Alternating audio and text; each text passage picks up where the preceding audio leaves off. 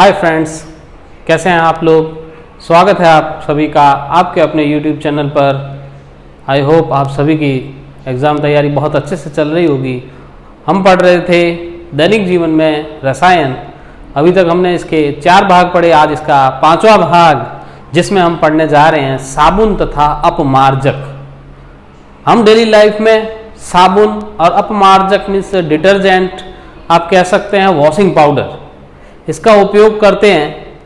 तो इस सबसे पहले हम देखते हैं साबुन के बारे में, साबुन का निर्माण कैसे किया जाता है। तो साबुन जो है, वास्तव में साबुन दीर्घ श्रृंखलाओं वाले कार्बन के जो वसा अम्ल हैं, हम एग्जाम्पल के रूप में ले सकते हैं, जैसे स्टेरिक अम्ल, पॉमिटिक और ओलिक अम्ल।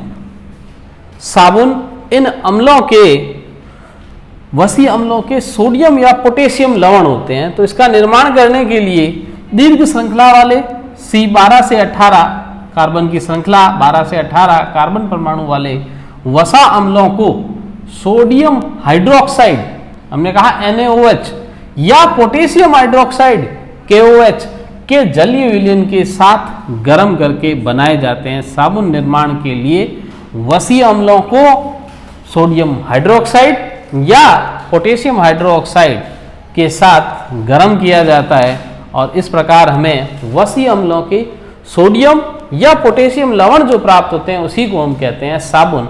और साबुन निर्माण की यह प्रक्रिया साबुनीकरण कहलाती है। यह क्रिया साबुनीकरण कहलाती है। रासायनिक अभिक्रिया के रूप में यदि हम देखें एक एग्जाम्पल, जैसे कोई ये उच्च वसीय अम्ल है, उच्च वसीय अम्ल, यहाँ R का अर्थ है ये श्रृंखला बहुत बड़ी है, यहाँ कोई ग्रुप जुड़े हुए हैं। यदि इसके साथ NaOH की क्रिया करके इसको गर्म किया जाए, इसको यदि गर्म किया जाए तो हमें साबुन प्राप्त होता है और उसके साथ ही ग्लिसरॉल भी प्राप्त होता है। ग्लिसरॉल और साबुन को पृथक करने के लिए सोडियम क्लोराइड का उपयोग किया जाता है और इस तरह से हमें दैनिक जीवन में उपयोग में आने वाला साबुन प्राप्त हो जाता है। कई बार आपने देखा होगा कुछ साबुन पारदर्शी होते हैं और पारदर्शी साबुन बनाने के लिए ग्लिसरीन का प्रयोग किया जाता है। पारदर्शी साबुन बनाने के लिए किसका उपयोग किया जाता है यदि आपसे पूछा जाए तो ग्लिसरीन का उपयोग किया जाता है। साबुन मृदु जल में कार्य करता है लेकिन कठोर जल में कार्य नहीं कर पाते, और उसमें भी पोटेशियम साबुन अधिक मृदु होते हैं और साबुन मृदु जल में सफाई का कार्य करता है परंतु कठोर जल में नहीं करता। क्यों नहीं करता? तो इसका कारण है कि वास्तव में कठोर जल में 2 प्रकार की चीजें कहें कि आयन उपस्थित है। एक आयन का नाम है कैल्शियम आयन और दूसरा होता है मैग्नीशियम आयन। ये कठोर जल में उपस्थित ये कैल्शियम और मैग्नीशियम आयन साबुन के, यदि हमने देखा, ये देखिए साबुन सोडियम लवण या पोटेशियम लवण, हम सोडियम लवण की बात करें तो ये साबुन के सोडियम आयन को इस स्थान से प्रतिस्थापित कर देते हैं। हमने कहा ये कैल्शियम और मैग्नीशियम आयन जब साबुन के साथ आते हैं RCOONA, इस सोडियम को प्रतिस्थापित कर देते हैं। कहा कि हमने इस स्थान पर ये कैल्शियम आ जाता है या मैग्नीशियम आ जाता है, ये इसको प्रतिस्थापित यदि इसे कर देता है तो उस स्थिति में जो हमें कैल्शियम और मैग्नीशियम लवण, ये कैल्शियम का लवण और ये मैग्नीशियम का लवण, ये जो लवण प्राप्त होते हैं ये जल में अघुलनशील है और जल में अघुलनशील होने के कारण ये अवक्षेपित होने लगते हैं और अंततः सफाई का कार्य नहीं कर पाते। हम प्रयोग में लेते हैं डिटर्जेंट या अपमार्जक का। हम जानते हैं ये कठोर और मृदु दोनों ही प्रकार के जल में कार्य कर पाते हैं। किस प्रकार इनका निर्माण किया जाता है, क्यों कार्य कर पाते हैं, तो हम देखते हैं आगे। अब हम देखते हैं अपमार्जक, वॉशिंग पाउडर या हम कहें डिटर्जेंट। अपमार्जक सोडियम एल्किल सल्फेट तथा सोडियम एल्किल बेंजे सल्फोनेट होते हैं। ये आपको रासायनिक सूत्र दे रखा है। तो अपमार्जक क्या है? सोडियम एल्किल सल्फेट या सोडियम एल्किल बेंजीन सल्फोनेट। जबकि हमने देखा साबुन क्या थे? तो वसीय अम्लों के सोडियम या पोटेशियम लवण। तो अपमार्जक जो है वो कठोर और मृदु दोनों प्रकार के ही जल में कार्य करते हैं। क्यों करते हैं? क्योंकि जब अपमार्जक के सोडियम आयन, ये जो अपमार्जक का सोडियम आयन है, जब कैल्शियम, कठोर जल के कैल्शियम या मैग्नीशियम आयन से प्रतिस्थापित होगा तो इसके द्वारा कैल्शियम या मैग्नीशियम सल्फोनेट बनाया जाएगा। क्या बनाया जाएगा? कैल्शियम या मैग्नीशियम सल्फोनेट। ये जो लवण बना सल्फोनेट, ये जल में घुलनशील होता है और इसी कारण यह साबुन की भांति अवक्षेपित नहीं होगा। और जब अवक्षेपित नहीं होगा तो इस प्रकार सफाई की क्रिया में कोई बाधा नहीं आती है। लेकिन यहां एक समस्या है। समस्या यह है कि जब हम संश्लेषित अपमार्जक का उपयोग करते हैं तो यह एक जल प्रदूषण की समस्या उत्पन्न करता है।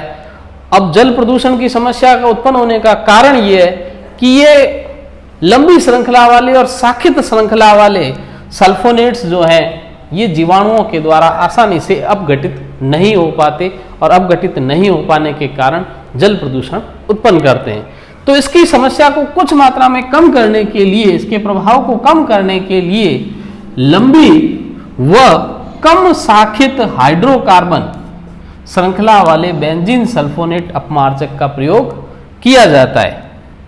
अब हम देखते हैं साबुन और अपमार्जक से सफाई की क्रिया किस प्रकार से होती है। दोनों की क्रिया करने का जो कहें कि मेथड, विधि, क्रिया विधि जो है एक जैसी है।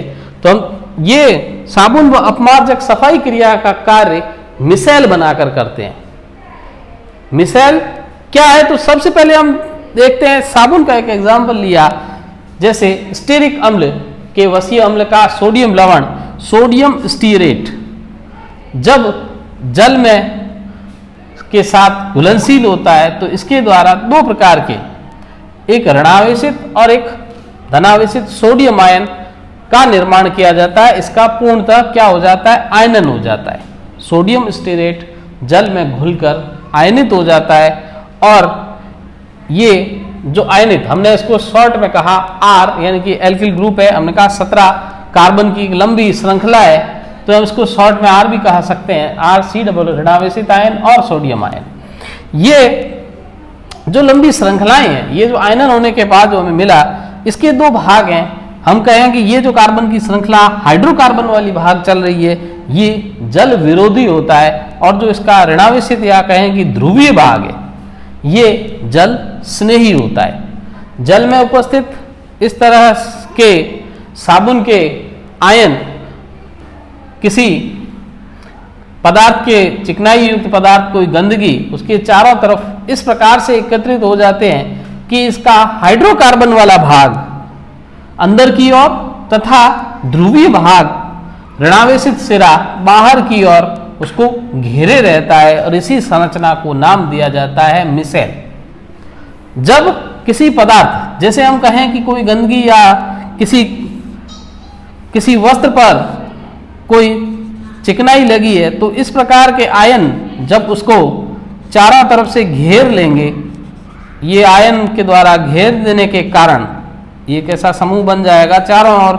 इसका हाइड्रोकार्बन भाग, जल विरोधी भाग अंदर है, और चूंकि हम कहें गंदगी या जो चिकनाई युक्त भाग है, जो चिकनाई ऐसे पदार्थ हैं जो हाइड्रोकार्बन में घुलनशील होते हैं, ये पदार्थ हाइड्रोकार्बन में घुलनशील होते हैं, और हाइड्रोकार्बन में घुलनशील होने के कारण ये हाइड्रोकार्बन भाग इसको चारों ओर से घेर रहा है, और जो इसका दूसरा सिरा ध्रुवीय भाग या जल स्नेही है, वह उसे जल के द्वारा आकर्षित किया जाता है। इस कारण ये जल विरोधी हाइड्रोकार्बन भाग उस गंदगी को वहां से खींचकर बाहर निकाल देते हैं, और इस तरह से यहाँ सफाई की क्रिया संपन्न होती है। अब हम देखते हैं इस अध्याय से जुड़े कुछ महत्वपूर्ण प्रश्न, जैसे अग्निशामक यंत्र बनाने में निम्न पदार्थ का प्रयोग किया जाता है। अग्निशामक यंत्र बनाने के लिए किस पदार्थ का प्रयोग किया जाता है? तो हम कहेंगे सोडियम हाइड्रोजन कार्बोनेट का प्रयोग किया जाता है, यानी कि यहाँ क्या आ जाएगा बी।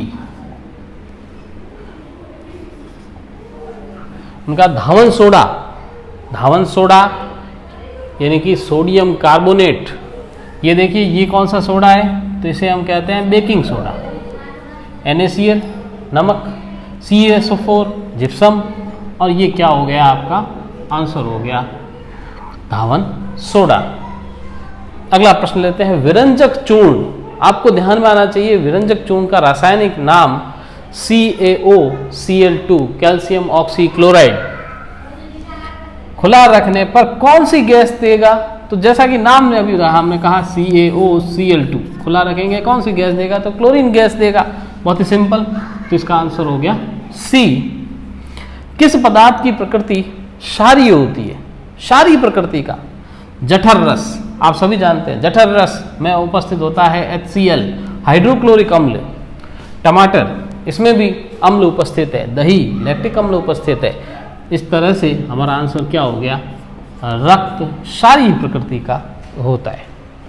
फिटकरी का रासायनिक सूत्र लिखिए, K2SO4 Al2SO4 3 24H2O क्रिस्टलन जल के साथ, ये है फिटकरी का रासायनिक सूत्र।